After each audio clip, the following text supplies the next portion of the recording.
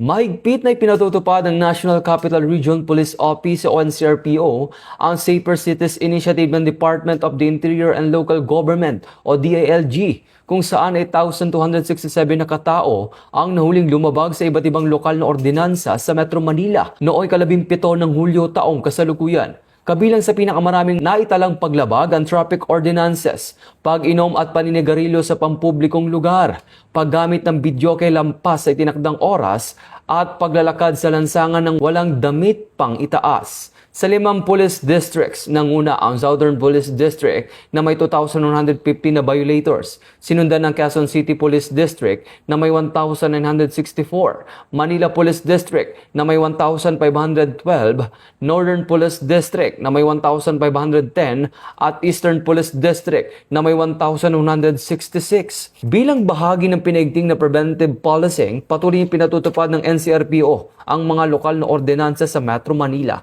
Nananawagan ng PNP sa publiko na makiisa sa pagsunod sa mga ito para sa mas ligtas at maayos na komunidad. Mula dito sa National Headquarters ng Philippine National Police, ako ang inyong PNN correspondent, Patrolman Edwin Baris, alagad ng batas, tagataguyod ng Balitang Pulis.